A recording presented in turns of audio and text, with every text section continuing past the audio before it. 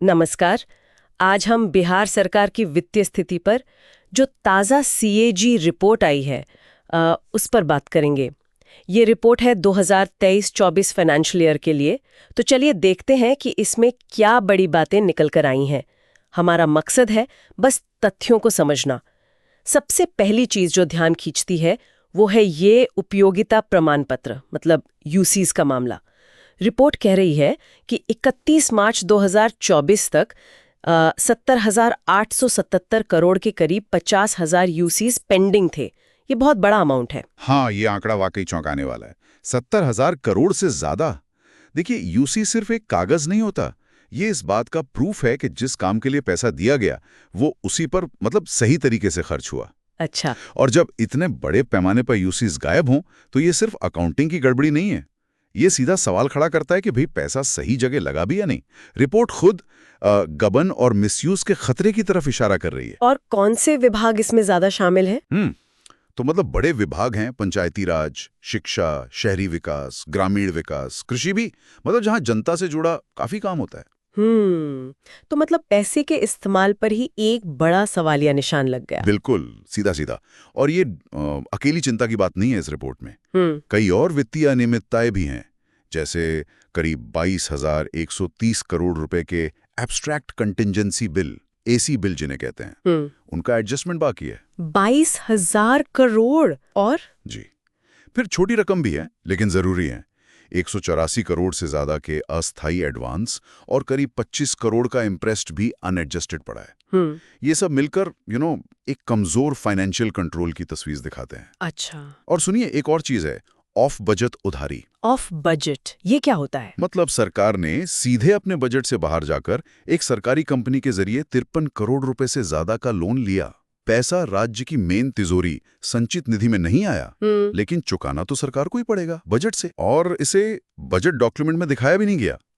तो ये पारदर्शिता की कमी है और एक तरह से कर्ज को कम दिखाने की कोशिश भी। ये तो गंभीर बात है। हाँ, और सरकार 144 करोड़ रुपए से ज्यादा का ब्याज चुकाने में भी फेल हुई है। ये भी रिपोर्ट में है। ये वित्तीय नियंत्रण वाले मुद्दे तो काफी सीरियस लग रहे हैं, लेकिन क्या रिपोर्ट में कुछ पॉजिटिव बातें भी हैं, कुछ अच्छा भी हुआ? हाँ, कुछ सकारात्मक पहलू की बताए गए हैं। जैसे राज्य का जो असल खर्च है, बजट एक्सपेंडिचर, वो बढ़ा है।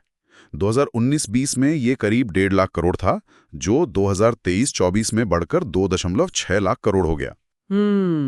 और राज्य की जीएसडीपी में भी पिछले साल के मुकाबले 14.47% की बढ़िया ग्रोथ हुई है। हाँ, जीएसडीपी ग्रोथ अच्छी है। राजस्व प्राप्तियां भी करीब 12% बढ़ी, जबकि राजस्व खर्च सिर्फ 3.5% बढ़ा।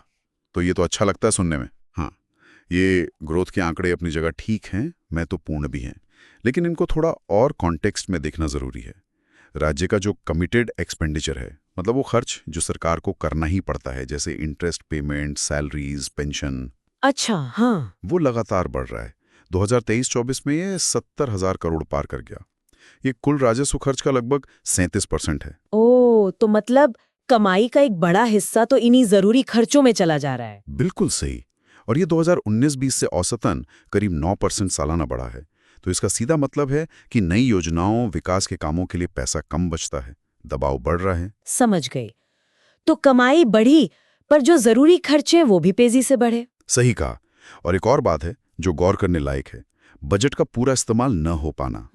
बजट में पैसा था पर खर्च नहीं हुआ। हाँ, 2023-24 में कुल बजट का सिर्फ लगभग 80% ही खर्च हो पाया। करीब 65,500 करोड़ रुपए खर्च ही नहीं हुए।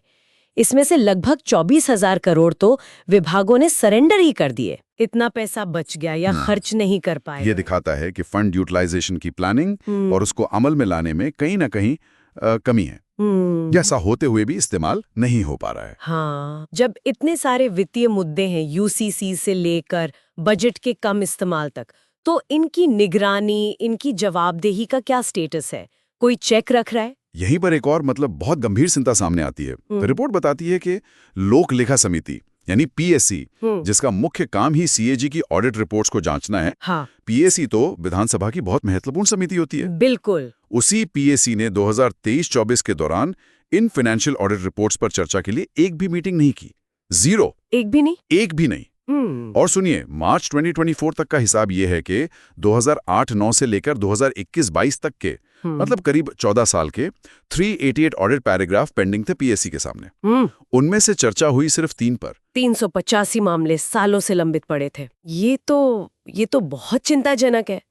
मतलब ऑडिट हो रहा है, कमियां निकल रही हैं, पर उन पर एक्शन लेने या चर्चा करने वाला सिस्टम ही सुस्त है। हाँ, पीएससी तो विधानसभा की तरफ से एक तरह से फाइनेंशियल वॉचडॉग है। अगर वही सक्रिय नहीं होगी तो फिर जवाबदेही कैसे तय होगी? ये पूरे सिस्टम पर सवाल है। और यहीं पर सीएजी की भूमिका और भी अहम हो जाती है। ये संविधान के आर्टिकल 148 के तहत एक स्वतंत्र संवैधानिक बॉडी है। अभी के संजय मूर्ति जी इसके प्रमुख हैं। सीएजी का काम ही है सरकारी खर्चों का निष्पक्ष ऑडिट करके पारदर्शिता और जवाबदेही सुनिश्चित करना। तो कुल मिलाकर देखें तो तस्वीर काफी मिली जुली सी लग रही है ना। एक तरफ जीएसडीपी बढ़ रही है, सरकार का खर्च भी बढ़ा है, जो कि अच्छी बात हो सकती है।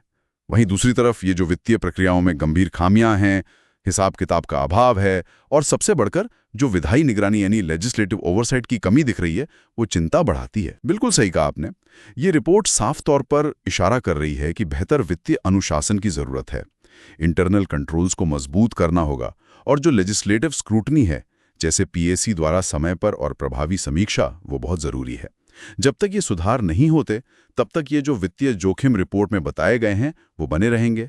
और शायद यहीं पर हम आज की बात खत्म कर सकते हैं श्रोताओं के लिए इस सवाल के साथ कि जब तक ये वित्तीय प्रक्रिया हैं और ये जवाबदेही वाले तंत्र दुरुस्त नहीं होते, तब तक ये जो आर्थिक विकास के बड़े बड़े आंकड़े हैं, वो आम जनता के जीवन को असल में कितना और कैसे बेहतर बना पाएंगे, सोचने वाली बात है।